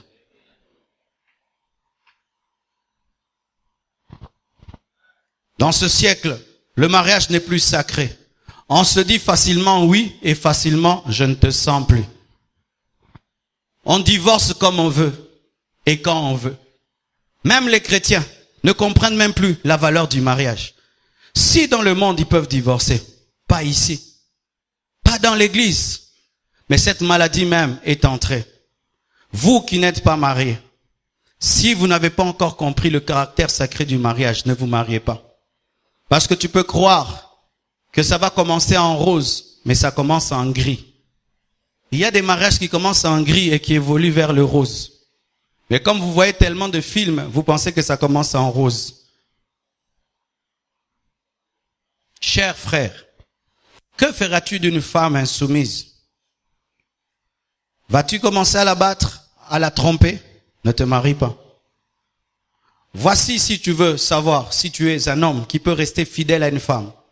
Imagine que tu épouses la plus mauvaise femme du monde. Et quelle est ton attitude? Moi, avant de me marier, j'avais dit ceci. Si j'épouse la plus mauvaise femme du monde, je vais me consacrer à Dieu, je ne divorcerai pas. Si elle va me fuir, qu'elle me fuit. Si Dieu va la tuer, qu'il la tue. Mais ça ne va pas toucher ma spiritualité. Je ne la trompe pas, je ne la battrai pas, je vais continuer à servir mon Dieu. Quel est l'état de vos mariages, vous qui êtes mariés? Quel est l'état de vos mariages? Le siècle présent n'est-il pas déjà en train de vous ronger? Vous qui êtes mariés, quel est l'état de vos mariages?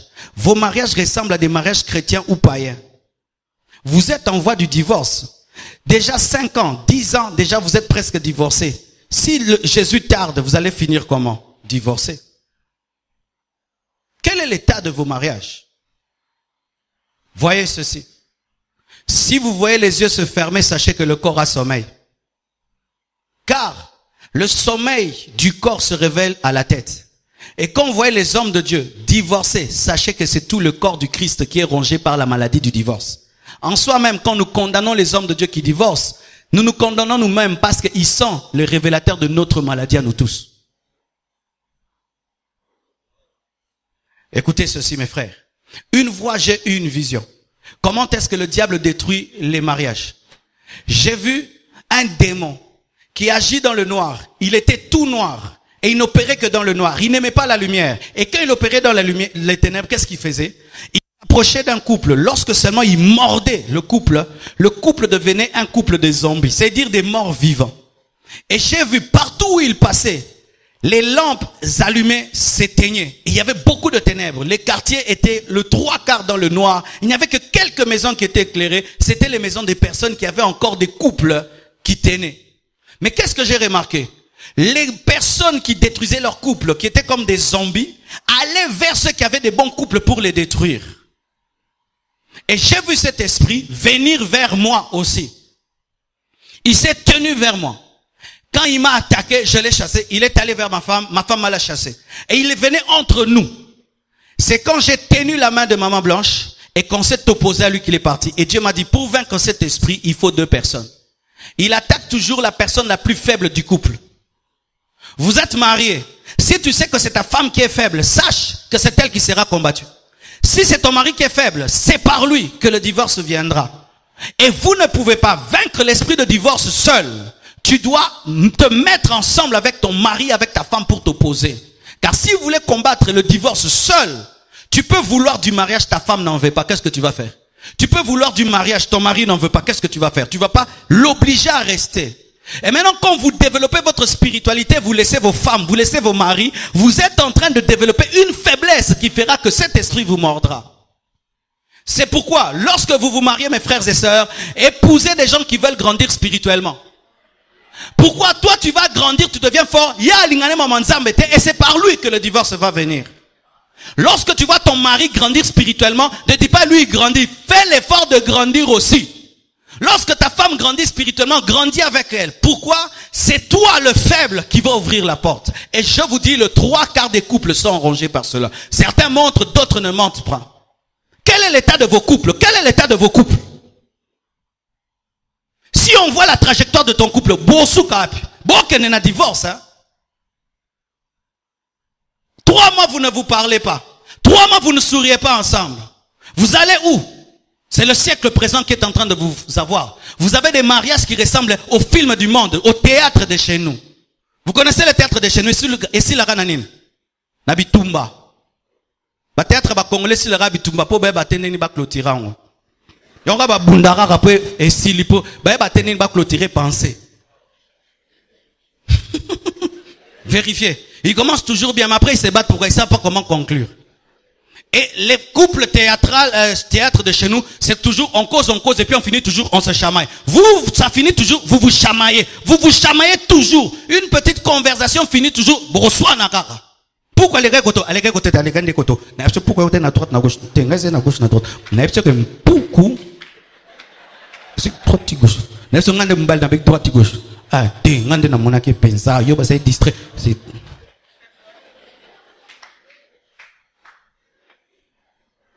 Nous sommes une nouvelle génération de mariés.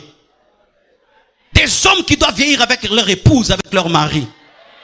Et si votre couple ne marche pas, ne faites pas semblant. Allez chercher des gens pour qu'ils puissent vous aider. Parce que des fois, vous cherchez l'aide trop tard. Trop tard. Il faut venir à temps pour qu'on puisse vous aider. Parce que quand la maladie est grande, bien aimé, et vous venez trop tard, c'est fini. Le médecin ne sait plus quoi faire. Frères et sœurs, aujourd'hui, les gens peuvent se marier lundi, mardi, ils divorcent. Je m'étais trompé, c'était pas lui. Je le sens plus. Écoutez, vous qui pensez que l'amour c'est sentir, qui sent qu'il aime Dieu ici? Qui sent? Lève la main. Est-ce que tu sens tout le temps que tu aimes Dieu? L'amour c'est une décision. Si aimer c'est sentir, donc le jour où on ne sent même pas Dieu, parce que nous ne sentons pas tous les jours.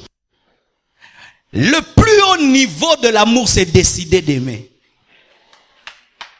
J'ai décidé d'aimer cette femme jusqu'à la fin de ma vie. Que je sente pas, je l'aime. Parce que l'amour n'est pas toujours romantique. L'amour, c'est la maturité. Si votre mariage est fondé sur les émotions, c'est l'amour des enfants.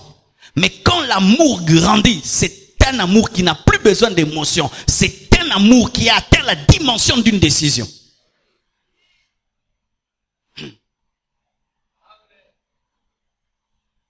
Alléluia.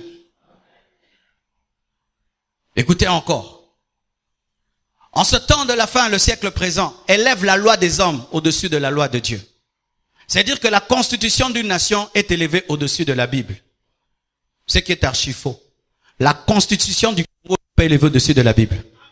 Je répète, la constitution du Congo n'est pas élevée au-dessus de la Bible. Si la constitution du Congo dit qu'il ne faut pas prêcher Jésus, je prêcherai Jésus. Si la constitution dit que si tu as 20 ans, tu ne peux pas prêcher l'évangile, prêche l'évangile. Parce que la constitution n'est pas élevée au-dessus de la Bible. Mais aujourd'hui, il y a des chrétiens qui sont plus soumis à la loi que soumis à la parole de Dieu, alors que la parole de Dieu est élevée au-dessus de la loi des hommes. Bien-aimés frères et sœurs, le jour que tu vas voyager dans une nation et tu sens que la loi veut s'élever au-dessus de la Bible, ramène la loi sous la Bible. Ramène la loi sous la Bible. Le monde est en train d'être détruit parce que les hommes laissent la loi des hommes diriger le monde. Et ainsi, la loi des hommes peut dire oui à l'homosexualité, oui à l'occultisme. On dit oui, non. Vous avez fait une mauvaise loi. Mais c'est la loi de Dieu qui est indiscutable. Mais la loi des hommes, je peux la discuter.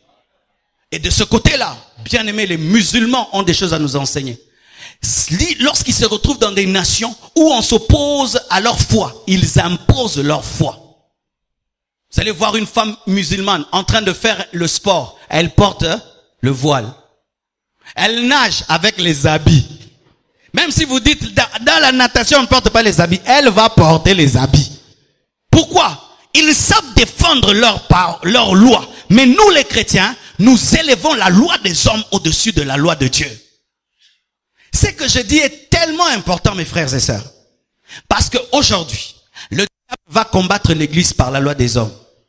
Par la loi des hommes. Bientôt, Ce sont des lois qu'on va seulement écrire. Désormais, les églises ne doivent plus faire du bruit. Désormais, les églises doivent prier seulement vendredi. Désormais, les prédications ne vont durer que 30 minutes.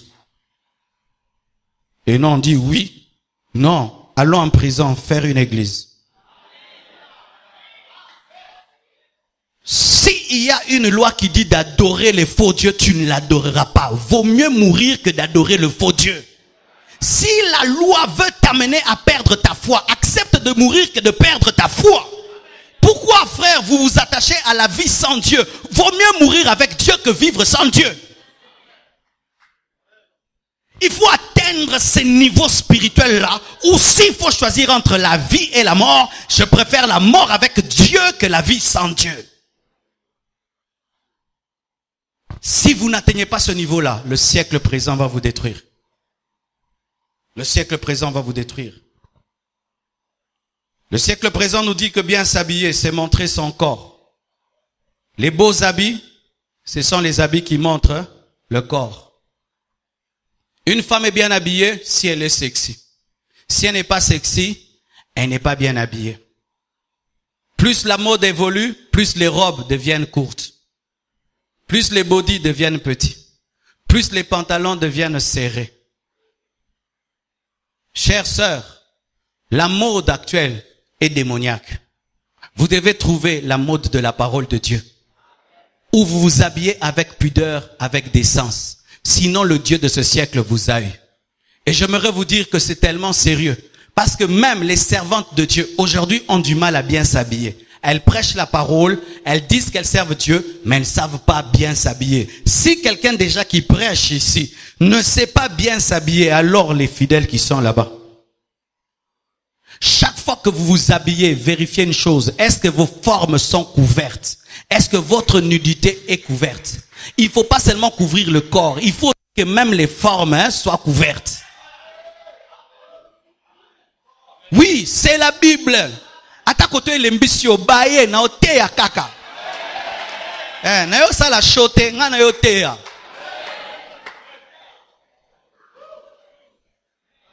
Habillez-vous avec décence, sinon le siècle présent vous a eu. Et ne vous habillez pas seulement bien à l'église, habillez-vous bien à la maison. Les vrais vêtements d'une femme, c'est à la maison. C'est lorsque elle-même, dans le secret de sa chambre, s'habille bien. Pour la gloire de Dieu, pas pour les yeux de son pasteur, pour la gloire de Dieu. Si vous avez des vêtements de l'église et des vêtements de la maison, vous n'êtes pas encore des chrétiennes. Je vous assure, si les païens aujourd'hui ne se convertissent pas, c'est à cause des mauvais vêtements des sœurs en Christ.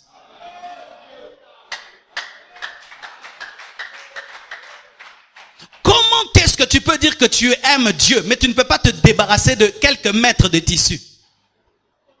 Comment tu peux dire que tu aimes Dieu? Tu ne peux même pas allonger la robe de 4 cm. Donc, on peut ici 4 cm. On a Nzamba Abraham. Yo, Nzamba Abraham. Abraham a pesa mwana. Yo pesa kaka mwa jipo kokate. Offrez à Dieu vos jupettes, vos mini. Offrez ça à Jésus. Donnez ça à Jésus. Lorsque vous vous habillez, regardez-vous dans un miroir. Dites, Seigneur, si tu étais une femme, est-ce que tu allais porter ces vêtements? Sœur Jésus ne portera jamais des mini. Sœur Jésus ne portera jamais des body. Sœur Jésus ne portera jamais des jipettes. Sœur Jésus ne montrera jamais sa poitrine. Sœur Jésus ne montrera jamais ses formes. Alors je vous pose la question, mes sœurs, vous suivez qui? Qui est votre Seigneur? Qui est votre modèle? C'est rare de trouver une sœur qui prie et qui prie même dans les vêtements. C'est rare. Pourquoi? Elle y balle. Ben, vous savez, que ma frère te bat la pantalon. Il faut boire à retourner un peu biso quand même. Pas biso de consommateur.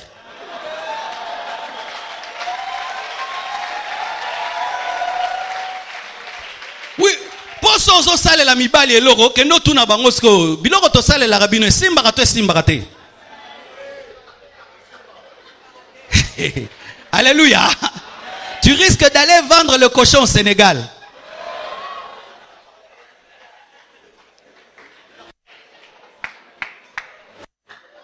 Mes frères, vraiment, les frères spirituels, pas les frères impudiques.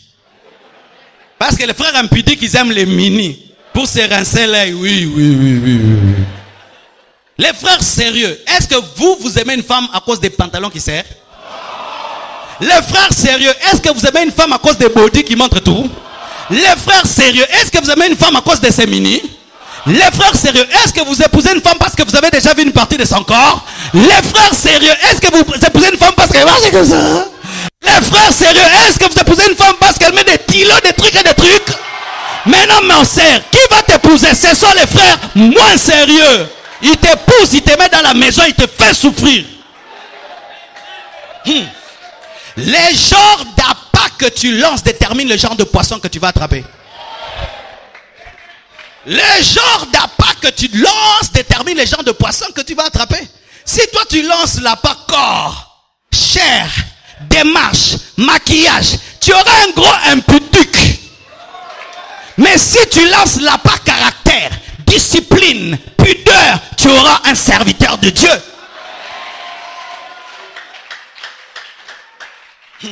Oh libala nanga ezoumela, ezoumela pona bilamba, ezoumela pona bilamba.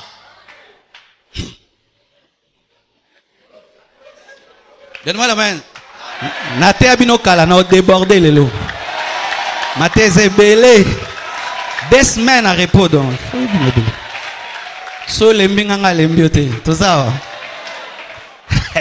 Je vous aime beaucoup. J'ai tout abandonné pour vous prêcher l'évangile. Mes sœurs, le monde actuel dit qu'une femme qui ne se maquille pas n'est pas belle. Faites très attention. Faites attention. Voici un secret que je vous donne. Mets un maquillage simple qui te garde toi. Mais si le maquillage te transforme, celui qui t'aime ne t'a pas aimé, il a aimé le masque.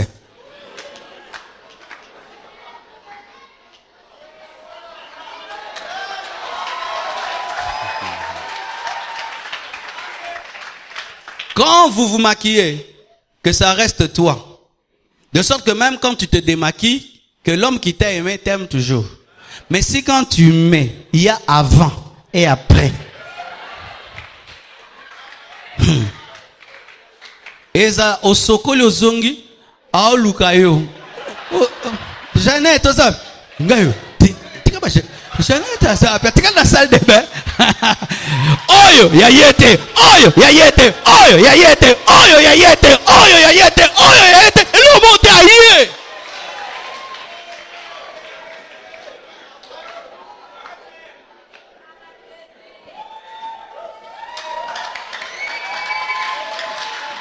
Le siècle présent fait des femmes des cahiers de dessin.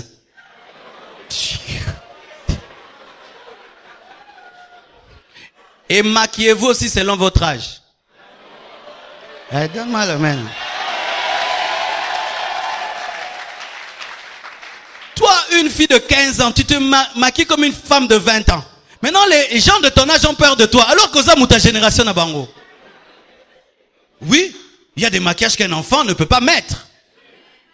Comment un enfant peut se maquiller comme une dame? Oh, comme mari de nuit. Et oui, et ce sont des parents qui maquillent trop tôt leur fille.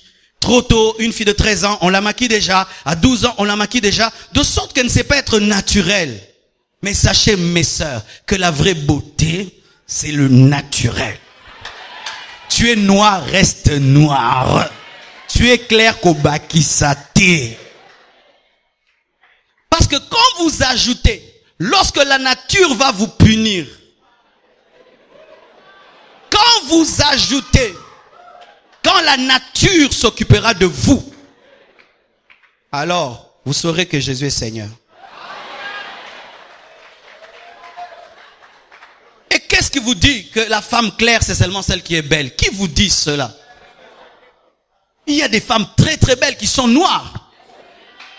Mais tout le monde veut être clair. Vous pensez que c'est le Saint-Esprit qui vous dit de vous brûler le visage? De vous enlever la peau? Vous pensez que c'est Dieu qui dit? C'est le siècle présent qui présente comme étiquette de beauté la femme claire. Archi faux. Aime-toi comme tu es. Accepte-toi tel que tu es.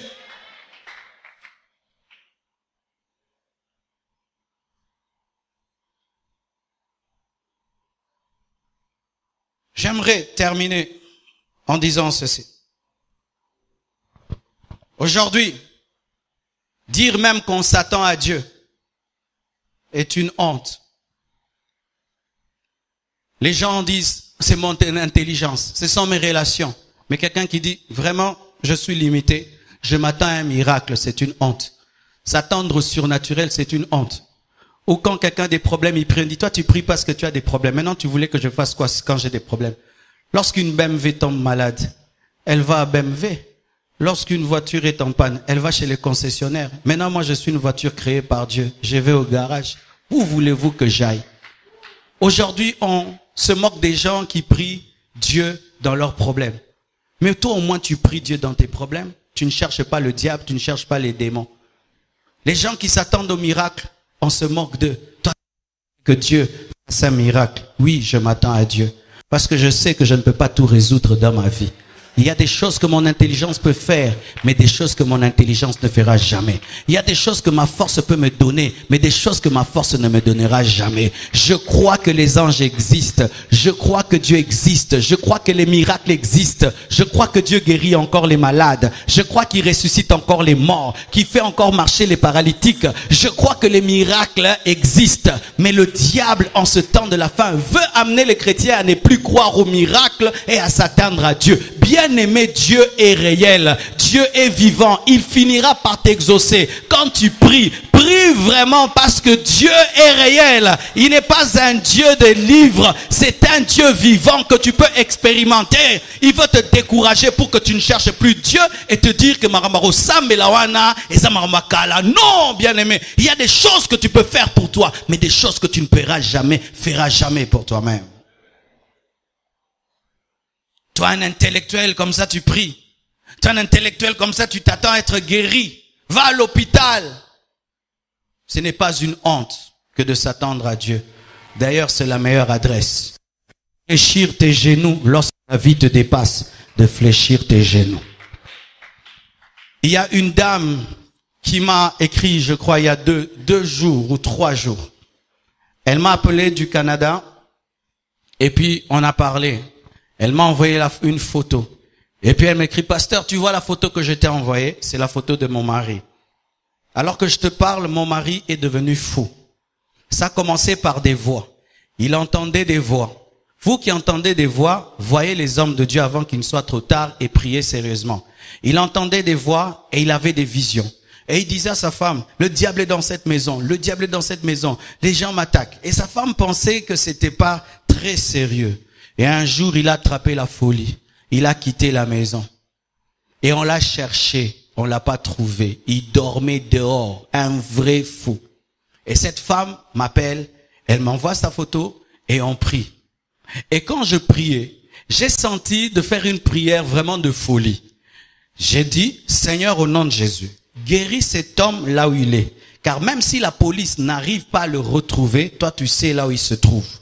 Guéris-le là où il est, rends-lui son bon sens et qu'il rentre chez lui à la maison. Car si on ne peut pas le trouver, lui peut se retrouver chez lui parce qu'il connaît chez lui. Car s'il guérit là où il est, il va du coup rentrer à la maison. Et quand je fais cette prière, la femme dit Amen. Le lendemain, elle m'écrit, pasteur, je n'arrive pas à dormir, mon mari n'est toujours pas là. Et tu sens quelque chose qui te dit, mon est simbité, hein? Simbité, ce que nous avons fait, ça m'a remboué, moutou, abika d'abord, li boma, li sous-assons, anda, remonte ko lekisi.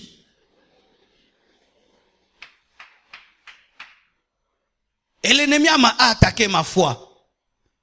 Tu vois, ça n'a pas marché. Tu as demandé une trop grande chose à Dieu. Est-ce que ces choses se produisent encore? Qu'un fou soit guéri au téléphone, au Canada, parce que toi, tu as prié à Kinshasa. J'ai gardé ma foi et j'ai dit seulement à la sœur, courage. Pourquoi? Quand tu n'as pas d'exhortation, dis seulement un simple mot. Parce qu'en exhortant beaucoup, tu vas annuler la foi en mettant l'incrédulité. Je dis seulement courage. Qu'est-ce que je pouvais lui dire? Courage. Après, elle m'écrit, pasteur, il est rentré. J'ai les SMS, hein. pasteur, mon mari est rentré, guéri de la folie, mais il est devenu trop mince. Priez pour nous que Dieu lui redonne encore la santé. Mais guéri de la folie à distance, rentre à la maison à distance. La police a échoué, mais Dieu n'a pas échoué. Je dis, la police a échoué, mais Dieu n'a pas échoué. Est-ce que je peux prêcher maintenant? La police a échoué, mais Dieu n'a pas échoué. Les blancs qui disent, ils ne font pas prier, ne l'ont pas retrouvé. La police qui dit qu'ils sont forts, ils ne l'ont pas trouvé. Mais Jésus-Christ de Nazareth a écouté la prière d'un Congolais au Congo. Il est allé au Canada, il a guéri le fou, il l'a ramené à la maison. Bien-aimé, il est le même hier, aujourd'hui et demain. Prie de tout ton cœur. Continue à prier. Ce que tu demandes, Dieu peut te le donner. Dieu peut te le donner. Dieu peut te le donner. Dieu peut te le donner. Dieu peut te le donner.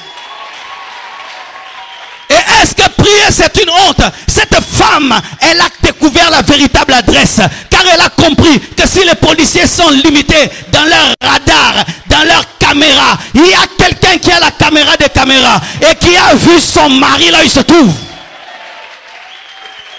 Les sorciers de la famille de loin avaient envoûté le garçon. Les sorciers de Kinshasa avaient maudit l'enfant au Canada. Et j'ai cru que moi aussi, le serviteur de Dieu, Nganga Nzambe, je peux le bénir à distance.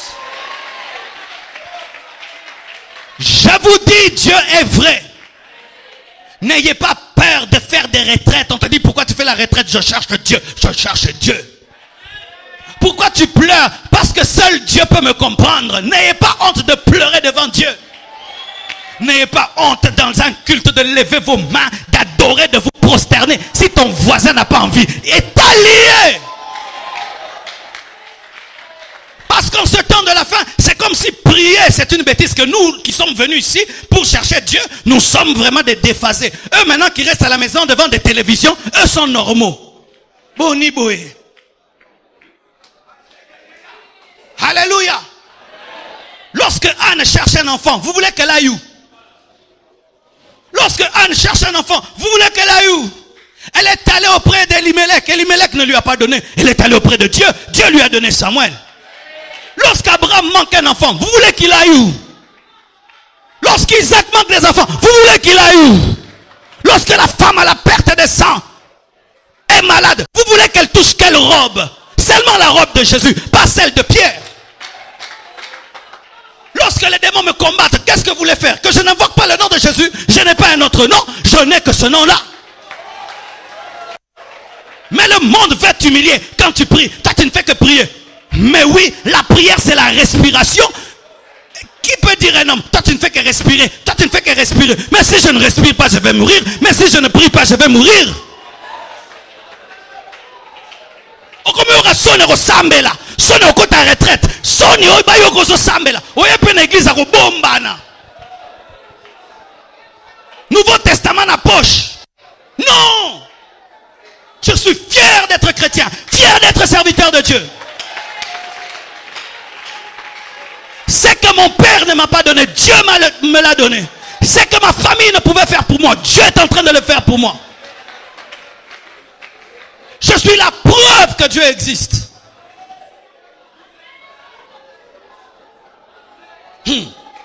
Mais écoutez ceci. Lorsque cet homme était fou, est-ce que lui a prié? Mais il a bénéficié de la prière de quelqu'un qui a la foi. Maintenant, toi, tu n'es pas fou.